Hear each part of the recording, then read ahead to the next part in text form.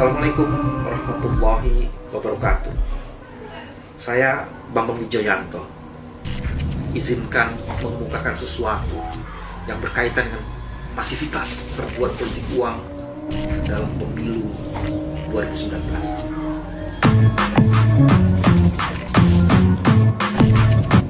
Ada yang menarik. PPATK menyatakan ada putaran uang yang luar biasa besarnya di sekitar pemilu ini. Dan kemudian Bawaslu juga menyatakan di dalam laporannya ada lebih dari 30-an kasus politik uang yang sedang diperiksanya. Dan kalau lihat cover areanya luar biasa. Bukan hanya di Jakarta, tapi juga di Jawa Tengah, Kalimantan, Maluku, Jogja, Gorontalo, Papua, Bangka Belitung, Sumatera Barat, Sulawesi Tengah, dan Nusa Tenggara Timur. Apa yang menarik di sini? Ternyata bukan hanya masivitas politik uang, tapi ada modus baru politik uang di dalam pemilu.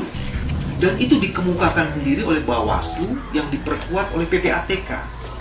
Salah satu modus barunya itu adalah membagikan asuransi kecelakaan atau kesehatan kepada masyarakat.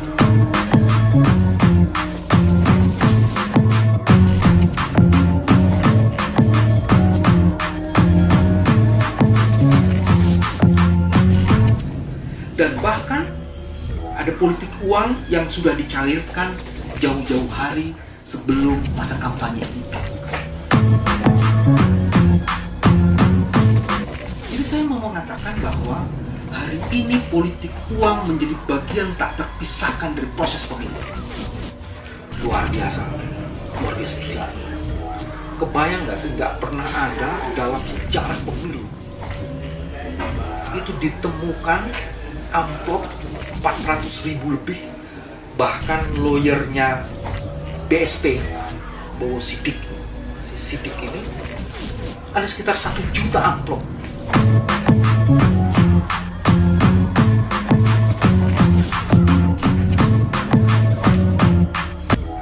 Dan 1 juta amplop itu dipakai untuk sarana pajak. Ini adalah politik uang.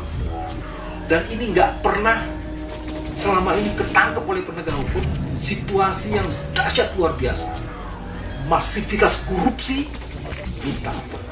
Ini luar biasa sekali. Dia ini adalah orang yang ditunjuk sebagai koordinator pemenang pemilu untuk Jawa Tengah.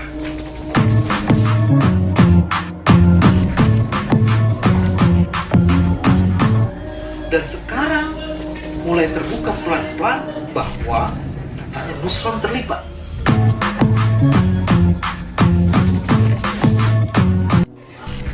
Lawyer dari Sidik juga mengatakan bahwa sebenarnya ada menteri yang memberikan uang itu.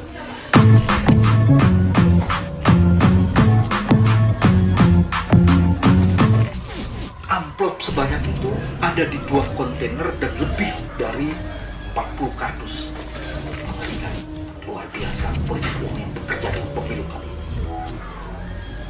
Yang juga sungguh-sungguh bikin shocking, di tengah situasi serbuan amplop yang katanya jutaan itu, kita itu tiba-tiba juga dikejutkan. Luhut, gambarnya, videonya viral kemana-mana. Dia sedang memberi amplop pada seorang kiai. Tapi sebenarnya kata kuncinya tidak berkaitan dengan hanya amplop itu saja. Ada pesan, ada kosakata yang terdengar. Luhut mengatakan jangan lupa baju putih. Terima kasih doanya yang tanggal 17 tolong disampaikan kepada semua umat santri pergi ke TPS. Kita pakai putih. Pakai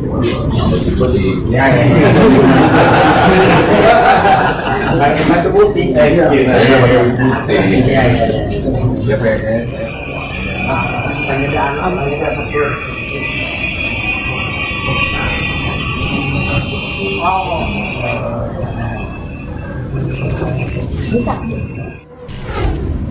Nah, kalau kemudian amplop ini dikaitkan dengan baju putih, ternyata seseorang yang sangat dekat dengan kekuasaan langsung atau tidak langsung terlibat di dalam soal pencapresan 01. Dia melakukan serangan, dan serangan itu berkaitan dengan kepentingan baju putih.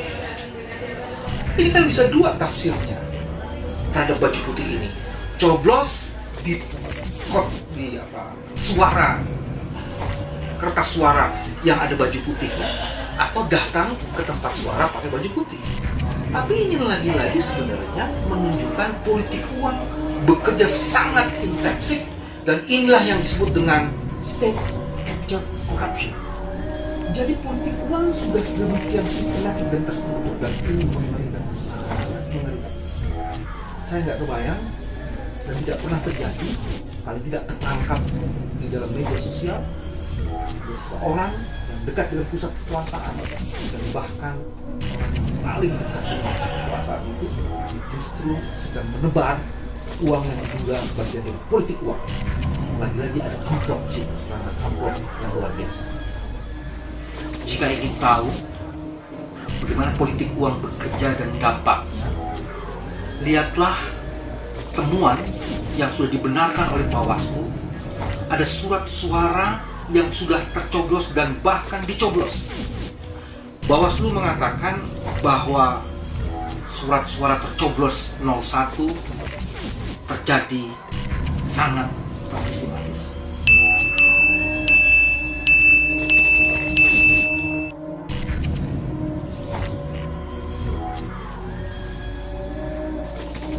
Ini dampak dari politik uang dan serangan amplop. Mengingat masivitas dan serbuan yang tak terperikan dari politik uang, maka kemudian diusulkan dan diminta kepada masyarakat, pilihlah partai yang bersih, bukan partai yang terbukti paling banyak kepala daerahnya korupsi. Pilihlah anggota dewan yang bersih, yang memang track recordnya jelas, dan pilihlah capres dan cawapres yang bersih. KPK mengatakan, pilihlah yang jujur. Dan ini adalah pertaruhan dan investasi kita. Pilih yang jujur, pilih yang memang terbukti integritasnya. Bambang Wijoyanto.